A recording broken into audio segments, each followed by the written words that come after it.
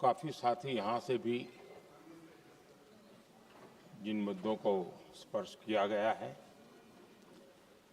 उसको तथ्य से और तर्क से सदन को जरूर जानकारी देंगे और इसलिए मैं उन विषयों में जाना नहीं चाहता। आदरणीय अध्यक्ष जी, राष्ट्र के जीवन में कुछ महत्वपूर्ण पल आते हैं और उस समय की समाज की मनस्थिति और नेतृत्व की क्षमता उस पल को कैप्चर करके एक राष्ट्र की अमानत बना देती है, एक मजबूत धरोहर तैयार कर देती है। मैं समझता हूं कि भारत के संसदीय लोकतंत्र के इतिहास में ये वैसे ही पल है। आवश्यकता ये थी कि 25-30 साल पहले जब से विचार सामने आया, आवश्यकता महसूस हुई, हम इसको लागू कर देते और हम आज उसको काफी परिपक्वता तक पहुंचा देते हैं और आवश्यकता के अनुसार उसमें समय समय पर सुधार भी होते हैं और यही तो लोकतंत्र की ब्यूटी होती है। हमारी मदर ऑफ डेमोक्रेसी है, हमारी हजारों साल की लोकतंत्र की एक विकास यात्रा रही है और उस विकास यात्रा में एक नया आयाम जोड़ने का एक शुभ अवसर सदन के हम सभी साथियों को मिला है और मैंने प्रारंभ में कहा है कि हम सब भाग्यवान हैं कि हमें ऐसे महत्वपूर्ण और देश की आधी आबादी को इस राष्ट्र निर्माण की नीति निर्धारण प्रक्रिया में हिस्सेदार बनाने का सौभाग्य मिल रहा है।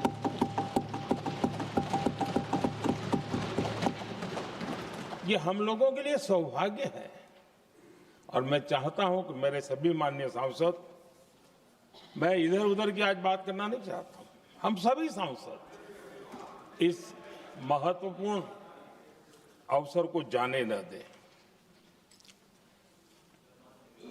हम भारतीय सब मिल करके देश को नई दिशा देने जा रहे हैं। हमारी शासन व्यवस्था को संवेदनशीलता से भरने का एक सार्थक प्रयास करने के लिए जा रहे हैं और मुझे विश्वास है कि इस मंथन से जो अमृत निकलेगा वो देश की राजनीति की भी उसके रूप स्वरूप को तो तय करने ही करने वाला है, लेकिन ये देश की दिशा और दशा भी तय करने वाला है। इतने महत्वपूर्ण मोड़ पर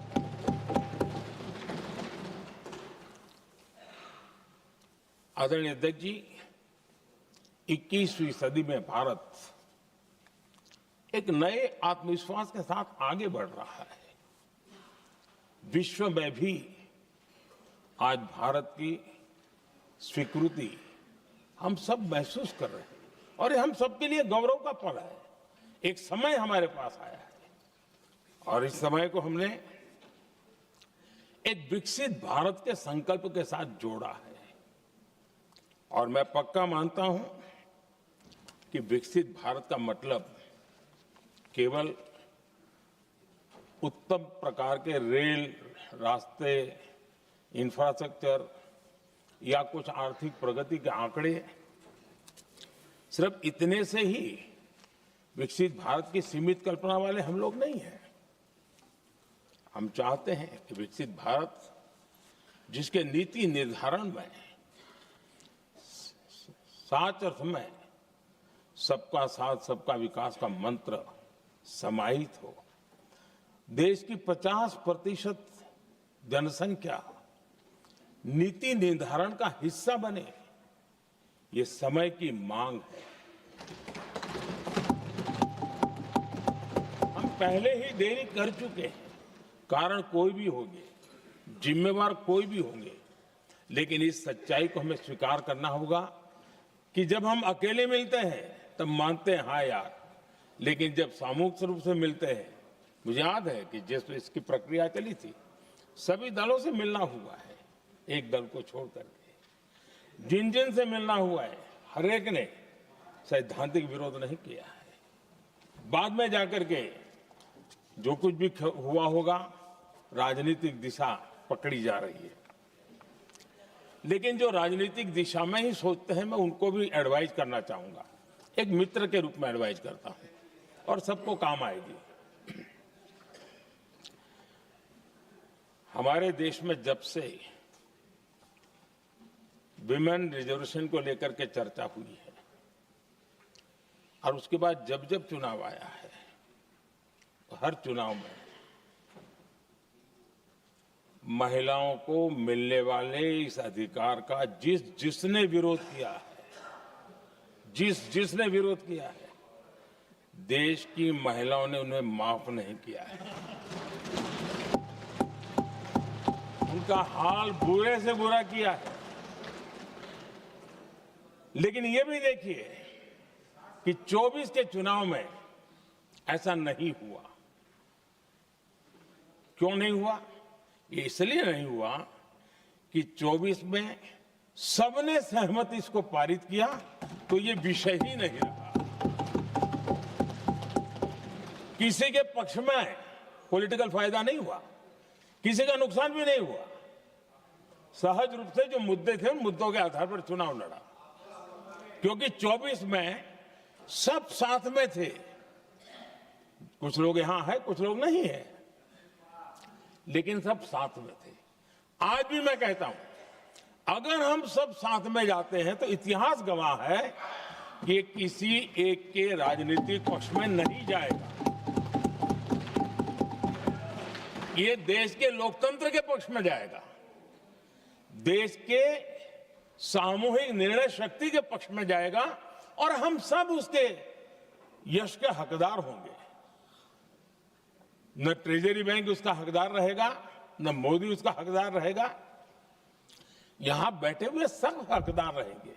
और इसलिए जिन लोगों को इसमें राजनीति की बू आ रही है, मैं चाहूंगा कि वो खुद के परिणामों को पिछले 30 साल में देख ले। फायदा उनका भी इसी में रास्ता दिखाता हूं। इसी में फायदा है कि जो नुकसान हो रहा है उससे बच जाओगे। और इसलिए मैं समझता हूं कि इसको राजनीतिक रंग देने की जरूरत नहीं है। आदरणीय अध्यक्ष जी, मुझे याद है तब तो मैं शासकीय व्यवस्था की राजनीति में नहीं था, मैं एक संगठन के कार्यकर्ता के नाते काम करता था। उस समय एक चर्चा सुनने को मिलती थी गलियारों में कि देखिए ये कैसे लोग हैं,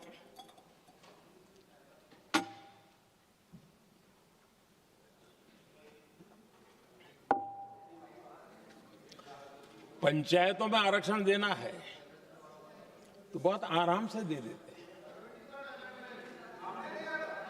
लेकिन आप कह रहे हैं तो कह रहे हैं आप।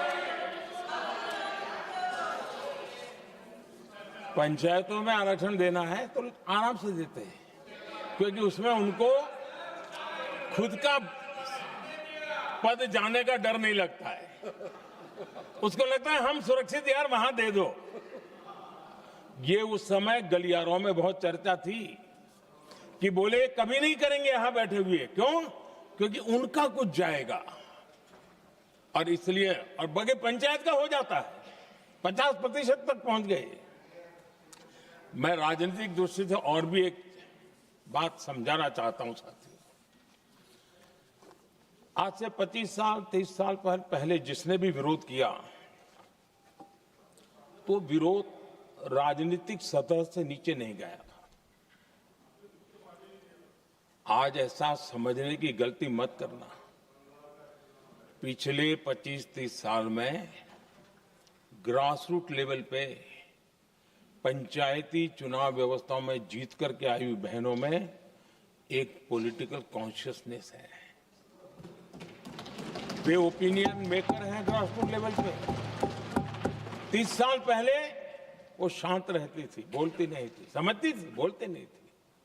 आज वो वोकल है और इसलिए अब जो भी पक्ष विपक्ष होगा, वो जो लाखों बहनें कभी न कभी पंचायत में काम कर चुकी है, प्रतिनिधित्व कर चुकी है, जनता के सुख दुख की समस्याओं को गहराई से देखा है, वो आंदोलित है। वो कहती हैं कि झाड़ू कचरा वाले काम में तो हमें जोड़ देते हो, वो तो परिवार में भी पहले होता था। अब हमें निर्णय प्रक्रिया में जोड़ो, और निर्णय प्रक्रियाएं विधानसभा में और पार्लियामेंट में होती है।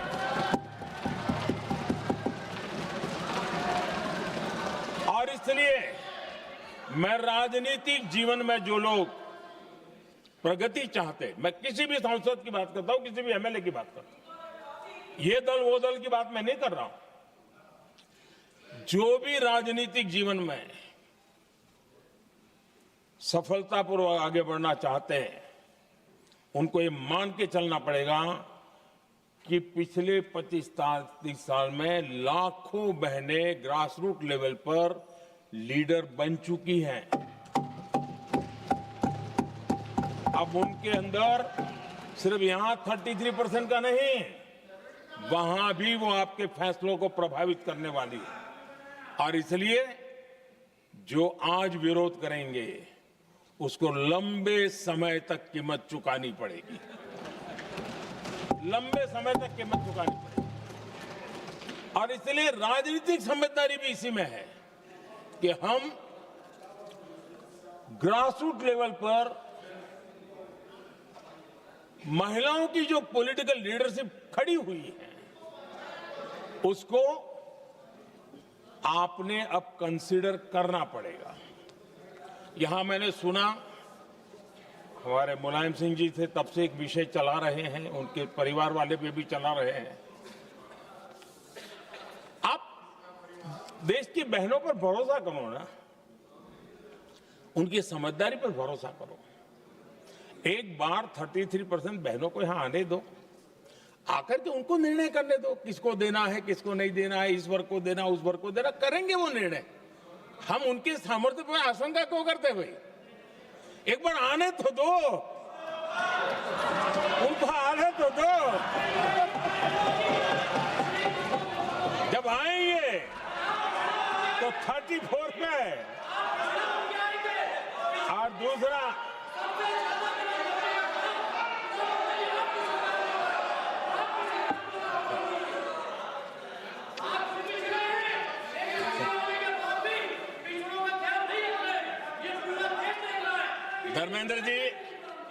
धर्मेंद्र जी, मैं आपका बहुत आभारी हूं कि आपने मेरी पहचान करा दी। ये बात सही है, मैं अति पिछड़े समाज से आता हूं।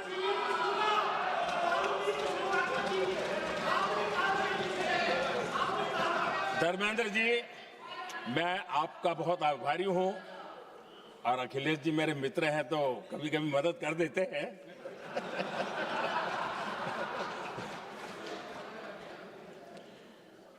ये बात सही है कि मैं अति पिछड़े समाज से आता हूं, लेकिन मेरा दायित्व समाज के सबको साथ लेके चलने का है, और यही मेरे संविधान ने मुझे यही रास्ता दिखाया है।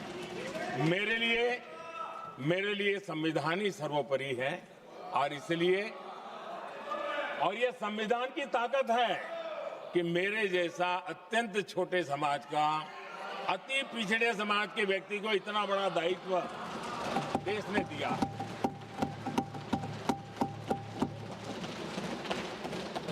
और इसलिए मैं तो देशवासियों का ऋणी हूं और मैं तो संविधान निर्माताओं का ऋणी हूं कि जिसके कारण आज मैं यहां हूं।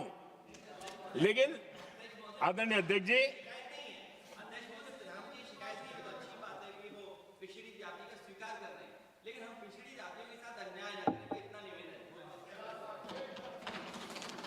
आदरणीय अध्यक्ष जी, आज जीवन के हर क्षेत्र में हम देखें कि नारी शक्ति देश के गौरव को बढ़ाने वाले परचम लहराने में कहीं पीछे नहीं है जी। हम गर्व से कर सकें इस प्रकार से जीवन के अलग अलग क्षेत्रों में आज हमारी माताएं बहनें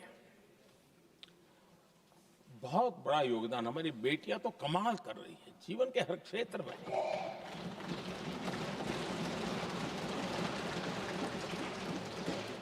इतना बड़ा सामर्थ्य, उसको हम हिस्सेदारी से रोकने के लिए क्यों इतनी ताकत खपा रहे हैं जी? उनके जुड़ने से सामर्थ्य बढ़ने वाला है।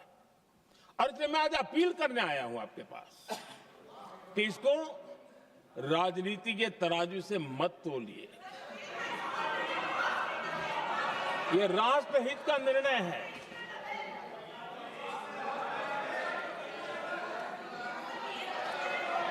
आदरणीय अध्यक्ष जी, आज का हमारे सामने अवसर एक साथ बैठ करके एक दिशा में सोच करके विकसित भारत बनाने में हमारी नारी शक्ति की भागीदारी को एक खुले मन से निर्णय करने का अवसर है, स्वीकार करने का अवसर है। और मैंने जैसा पहले ही कहा कि आज पूरा देश और विशेष करके नारी शक्ति हमारे निर्णय तो देखेगी, लेकिन निर्णय से ज्यादा हमारी नीयत को देखेगी।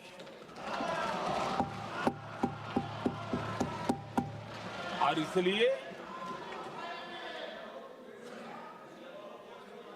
हमारी नीयत की खोट देश की नारी शक्ति कभी माफ नहीं करेगी।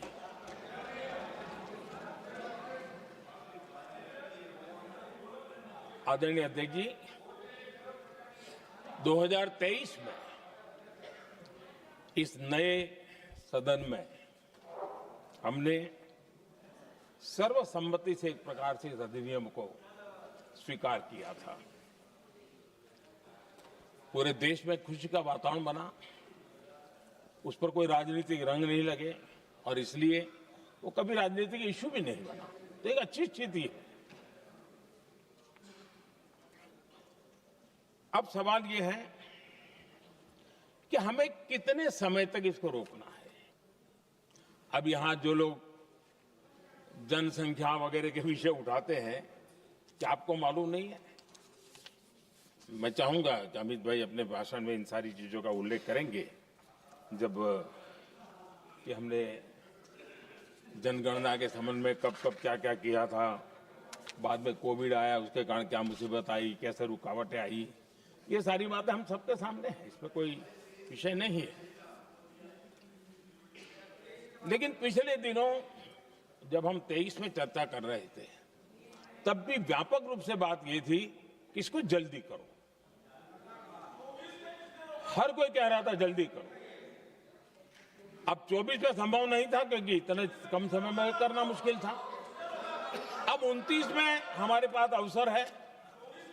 अगर हम 29 में भी नहीं करते तो ये स्थिति क्या बनेगी हम कल्पना कर सकते। फिर हम देश की माताओं बहनों को ये विश्वास नहीं बना पाएंगे कि हम सचमुच में प्रयास सच्चे अर्थ से कर सकते थे। और इसलिए समय की मांग है कि अब हम ज्यादा विलंब न करें। इस दरमियान राजनीतिक दल के लोगों से, संविधान के जानकार लोगों से, जो महिलाओं में एक्टिविस्ट के नाते काम करने वाले ऐसे लोगों से भी कई चर्चाएं हुई। कुछ लोगों ने खुद होकर के भी सुझाव दिए सारा मंथन करते करते करते, और यहां भी सभी दलों से लगातार बातें इनकी होती रही है, स्ट्रक्चर वे में हुई है, इनफॉर्मल भी हुई है, और उसमें से आखिर बना हुई एक कुछ रास्ता निकालना होगा ताकि हम हमारी माताओं बहनों की शक्ति को जोड़ सकते हैं। आदरणीय अध्यक्ष जी, मैं एक बात जरूर कहना चाहूंगा,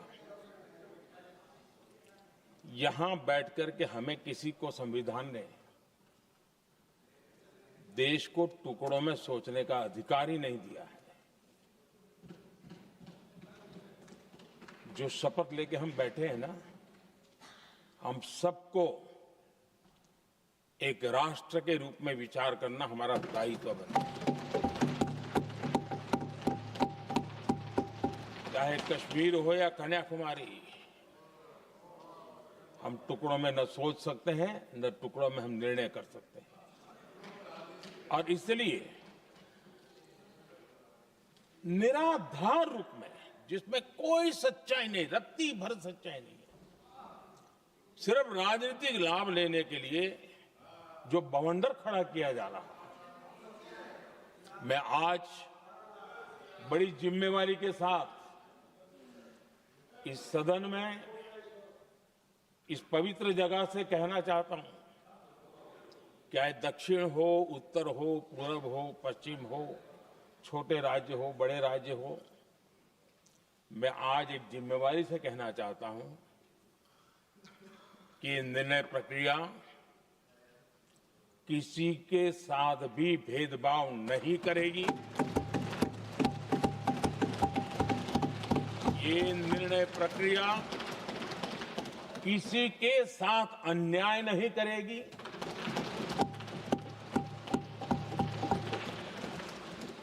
भूतकाल में जो सरकारें रही और जिनके कालखंड में जो परिसीमन हुआ और जो अनुपात उस समय से चला आ रहा है, उस अनुपात में भी कोई बदलाव नहीं होगा और वृद्धि भी उसी अनुपात में होगी।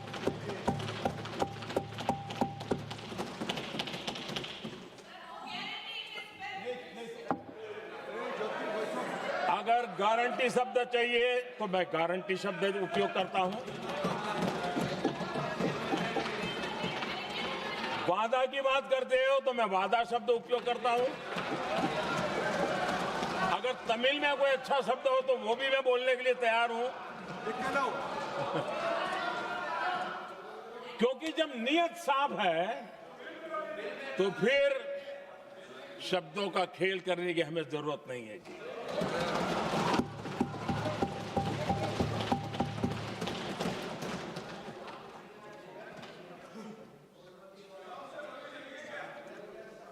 आदरणीय अध्यक्ष जी, मैं आज सदन के सभी साथियों को ये भी कहना चाहता हूं कि साथियों, हम भ्रम में न रहे।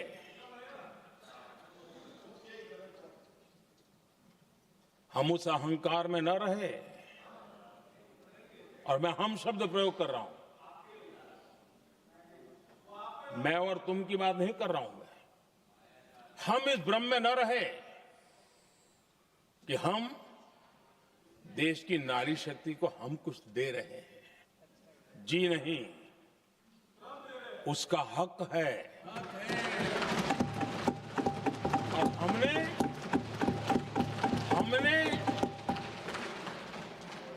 कई दशकों से उसको रोका हुआ है। आज उसका प्रायश्चित करके हमें उस पाप में से मुक्ति पाने का यह अवसर है।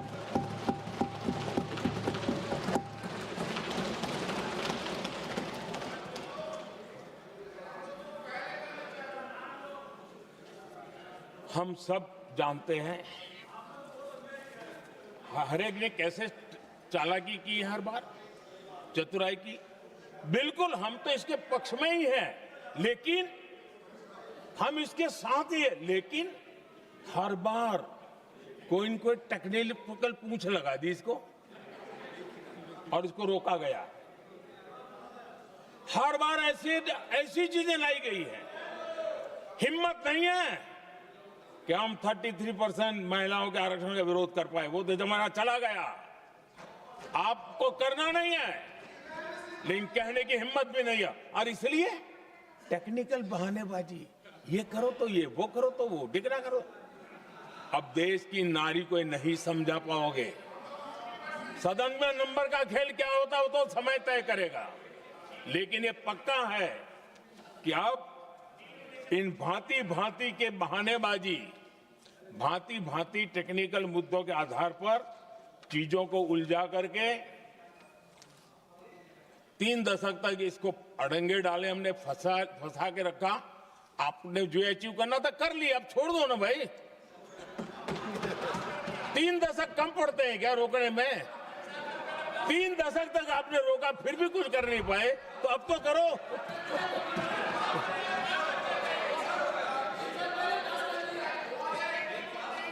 आदरणीय अध्यक्ष जी,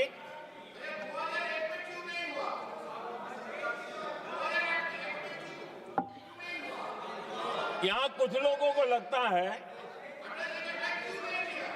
आदरणीय अध्यक्ष, यहां कुछ लोगों को लगता है इसमें कहीं न कहीं मोदी का राजनीतिक स्वार्थ है।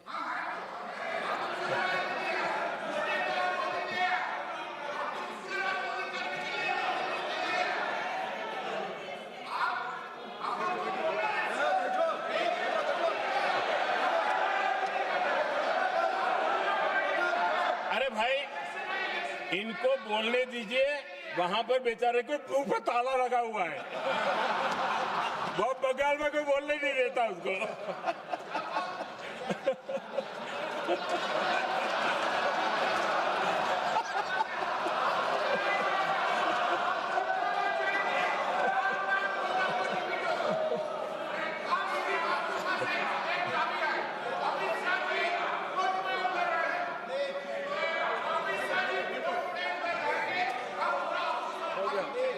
आदरणीय अध्यक्ष जी,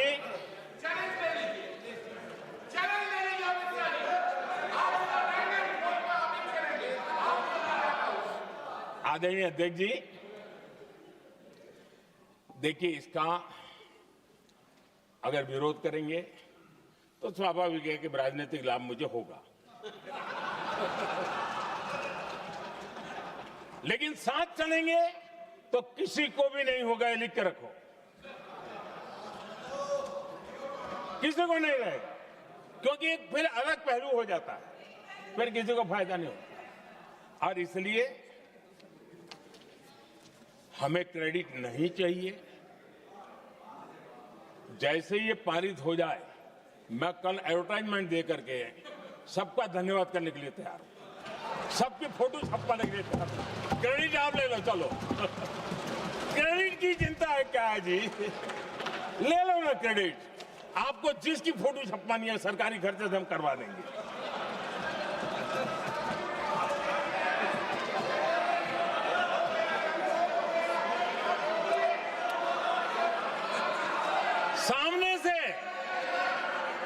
सामने से क्रेडिट का ब्लैंक चेक आपको दे रहा हूं।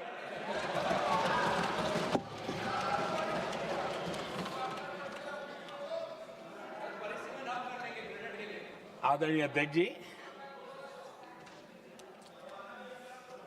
हमारी संसदीय लोकतंत्र में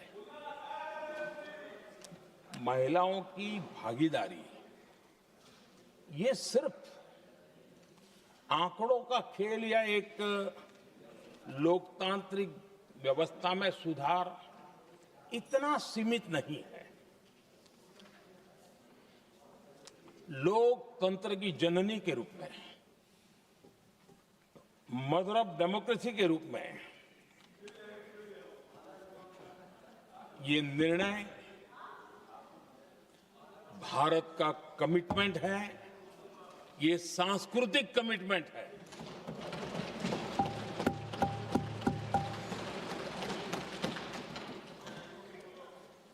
और इसी कमिटमेंट के कारण पंचायतों में ये व्यवस्था बनी और अब तो 20 से अधिक राज्य है जहां 50% हुआ है।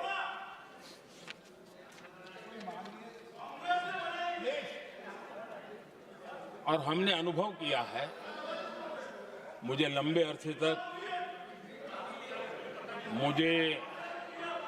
लंबे अरसे तक मुख्यमंत्री के रूप में सेवा करने का जनता ने अवसर दिया और उसी कालखंड में ग्रास रूट लेवल पर विमेन लीडरशिप को मैंने देखा है।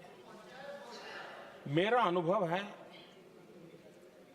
कि संवेदनशीलता के साथ समस्याओं के समाधान में उनका कमिटमेंट बहुत ही परिणामकारी रहते थे, विकास की यात्रा को गति देने में रहते थे।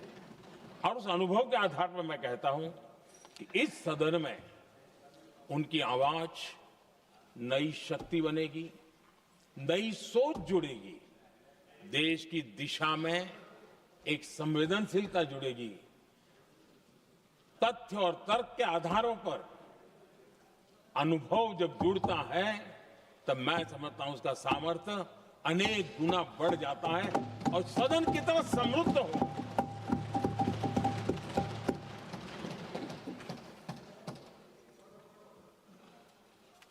आदरणीय अध्यक्ष जी, हमारे देश में अनुभवी नारी शक्ति की कोई कमी नहीं है, सामर्थ्यवान में कोई कमी नहीं। हम भरोसा करें वे कंट्रीब्यूट करेंगे, बहुत अच्छा कंट्रीब्यूट करेंगे।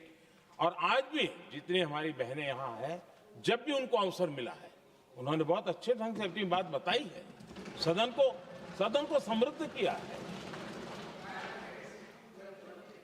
आदरणीय अध्यक्ष जी, आज देश में वर्तमान में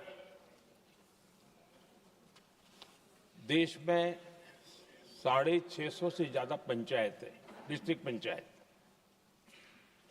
करीब 250 महिलाएं उसका नेतृत्व कर रही, और केंद्र के कैबिनेट मिनिस्टर से ज्यादा उनके पास जिम्मेवारी और धन और व्यवस्था होती है, काम करती है। करीब 6,700 ब्लॉक पंचायतों में 2700 से अधिक ब्लॉक पंचायत ऐसी हैं जिसका नेतृत्व महिलाओं के हाथ में। आज देश में 900 से अधिक शहरों में अर्बन लोकल बॉडीज की हेड के रूप में मेयर्स हो या स्टैंडिंग कमेटी का काम देखने वाली बहनें हैं, उनकी ताकत है।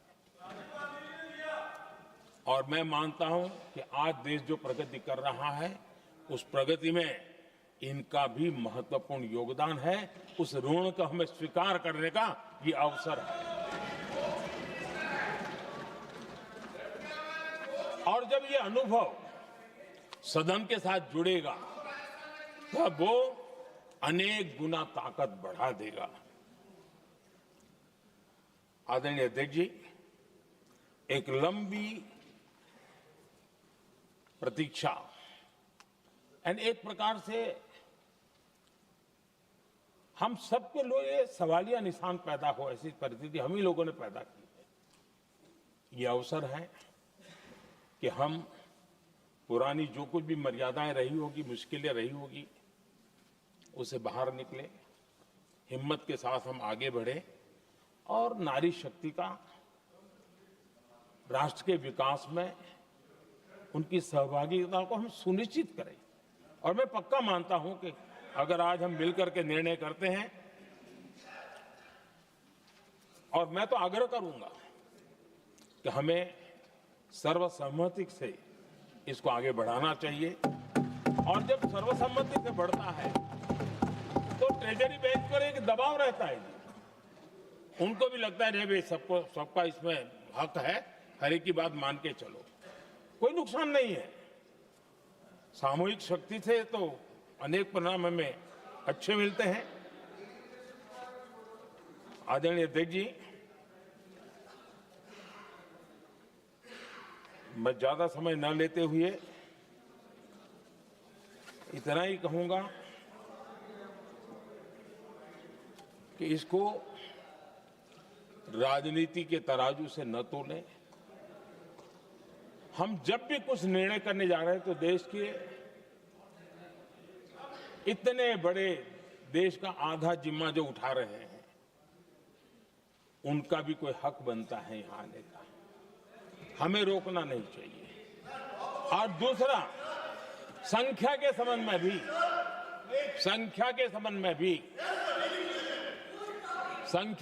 में भी एक मत पहले से बनता आया था, चर्चा थी कि साहब ये जो है इनका कम मत करो, अधिक कर दो तो जल्दी हो जाएगा।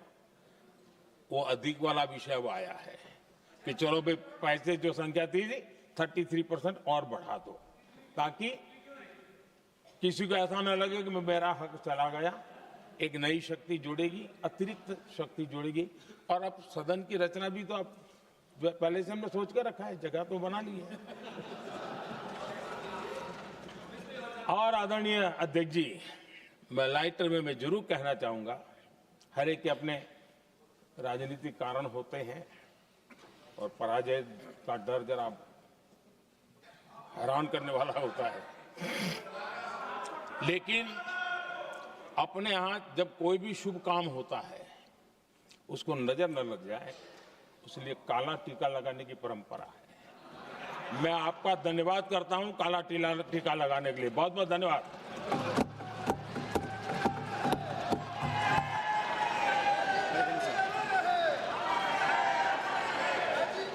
श्री